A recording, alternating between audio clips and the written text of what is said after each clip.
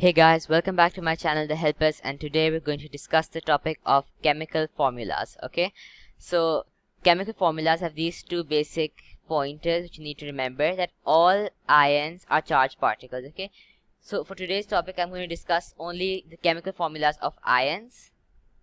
If you know this, then you will know the other chemical formulas as well, right? So all ions are charged particles. That means they have a charge of either 1, 2 or 3 or more. And the second part is, in formulas the charges need to be equated, right? For example, this one has a charge of +1, that's potassium, a charge of +1, and this is N and it has a charge of 3-. Now the question is, how do we know that which element has a charge of what? That is done by the periodic table. Now our first example was potassium. Potassium is in group number 1, okay? This is group number 1. This is group number 2 and so on, right? So group 1 will always have a charge of +1. You have to remember this. Similarly, group 2 will have a charge of +2 and +3. Then later on it will turn into 3-, 2-, and 1-. You just have to remember this, okay? So K has a power of +1, as I've already written over here, and then N has a power of -3-, as over here, okay, 3-. Now +1 and 3- are not the same, okay? So what we need to do is we need to balance this out. What we will do is we'll add more of K atoms in order to make the charge the same, okay? So K has 1, we'll add another K, and that will make another one. So we have 2, but we need 3, so we'll add another K, okay? So now this, all 3 of them will be added to make a 3. N in itself will have a 3. N has a 3 already, right? A -3. And K has +3 because we've added 3 K's together. Therefore, the solved answer will be K3, because we need 3 K's to balance it out, and only 1 N, okay? If nothing is written over here, that means N has a power of 1, okay? Now we'll discuss another question, another example, which is lithium and oxygen, okay? Now once again we'll go to the periodic table to see the charges. Lithium is present over here, and once again it has a charge of only +1, right? So we'll write that down. It has a charge of +1. And as for oxygen, oxygen is present over here. It has a charge of 2-, okay? Oxygen has a charge of 2-, okay? Now what we need to do is we need to equate this like I did in the previous question. Lithium has 1 and oxygen has -2. They're not the same. Therefore we'll have to add, there's one lithium which has a +1. We have to add another lithium to have a +2, okay?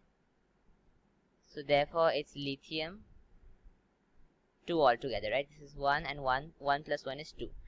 Oxygen already has 2, so we'll write it just as it is. Oxygen has 2.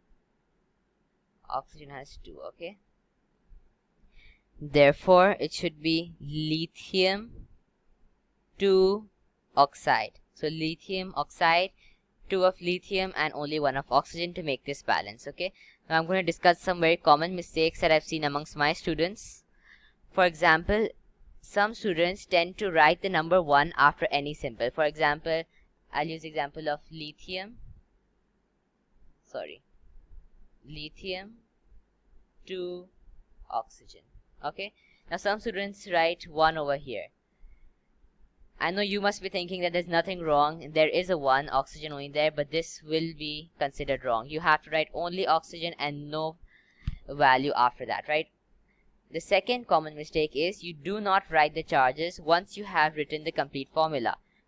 I'll use the example of lithium oxide again. Lithium 2 oxygen. So some students write +1 and -2 over here. It seems harmless, but it is actually harm.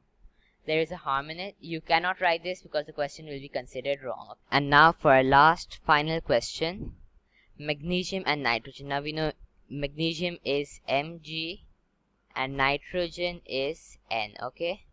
So now, as usual, we will go and find the powers, the charges of Mg. And Mg is over here, and it has a power of 2, okay? Mg is a power of 2. And then we'll find N. Mg has a power of 2. N has a power of 3 minus, okay? Mg has a power of 2.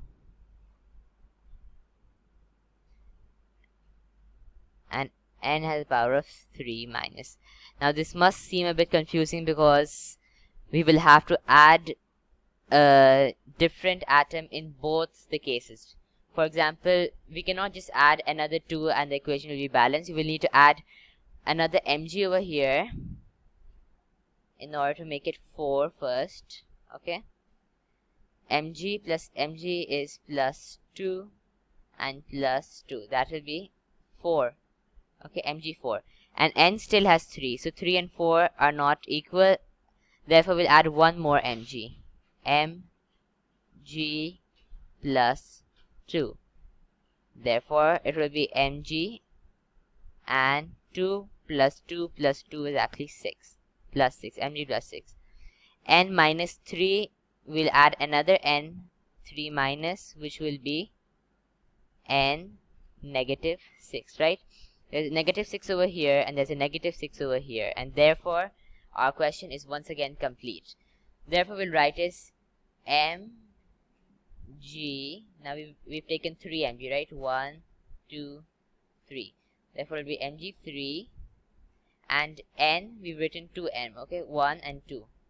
So, N2. And that concludes our question. If you haven't already subscribed to my channel, please do it. And for more information on ionic bonds and charged particles, please see my video that I placed in the description below. If you have any other questions, please email them to me once again on my email that's given in the description below.